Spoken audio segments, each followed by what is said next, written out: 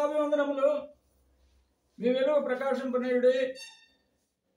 మత్తయి 5:16 మనుషులు మీ సత్క్రియలను చూసి పరలోకమందున్న మీ తండ్రిని మహిమపరచునట్లు వారి ఎదుట మీ వెలుగు ప్రకాశింపనీయుడి. వెలుగు అనగా మంచి ప్రవర్తన, మంచి సాక్ష్యంతో కూడిన ఆత్మీయ జీవితము. వెలుగు ప్రకాశించడం వలన ప్రభు నామమునకు మహిమ వస్తుంది, మనకు క్షేమం వస్తుంది. అందువలన మన వెలుగు ప్రకాశించేదిగా ఉండవలెను.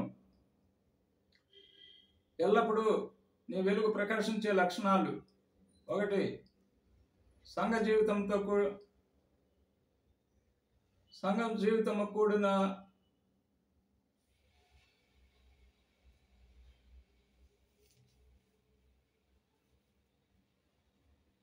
ప్రవర్తన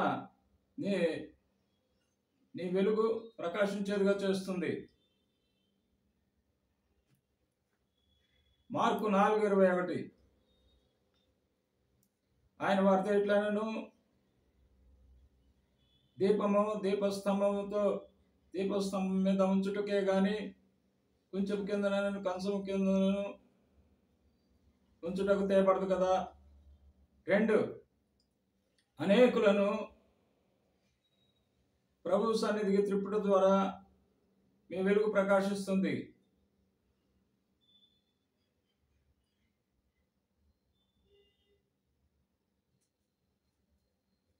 దానియేలు 12:3 బుద్ధిమంతులైతే ఆకాశ మండలంలో జ్యోతులను పోలిన వారే ప్రకాశించెదరు. నీతి మార్గమును అనుసరించినట్లు ఎవరు అనేకులను త్రిప్పుదురో వారు నక్షత్రములను నిరంతరము ప్రకాశించెదరు. 3,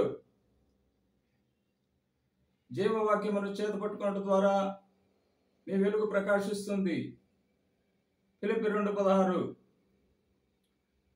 అటు జనముల మధ్య మీరు జీవవాక్యమును చేతపట్టుకొని లోకమందు జ్యోతుల వలె ప్రకాశించుదురు. నేను పరిగెత్తిన పరుగు వ్యర్థం కాలేదనియు, నేను పడుతున్న కష్టము నిష్ప్రయోజనం కాలేదనియు క్రీస్తు దినమున నాకు అతిశయ కారణమగును. 4, ప్రభువును వెంబడించడం ద్వారా నీ వెలుగు ప్రకాశించును. యోహాను 8:12 ఆయన నేను లోకమునకు వెలుగును, నన్ను వెంబడించువాడు చీకట్లో నడవక జీవపు వెలుగు కలిగి ఉండునని చెప్పాను. మధురగానము.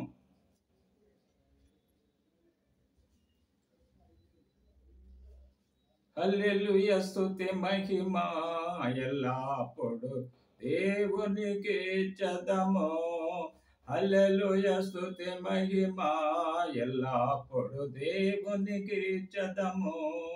అల సైన్యములకు అధిపతి అయిన ఆ దేవుని స్తుతించెదము. అల సాంద్రములను దాటించిన ఆ యెహోవాను స్తుతించెదము. హల్లెలూయా స్తుతి మహిమ ఎల్లప్పుడు దేవునికి ఇచ్చెదము. ఆకాశము నుండి మన్నాను పంపిన దేవుని స్తుతించెదము. బండ నుండి మధుర జలములు పంపిన ఆ యెహోవాను స్తుతించెదము. హల్లెలూయా స్తుతి మహిమ ఎల్లప్పుడు దేవునికి ఇచ్చెదము.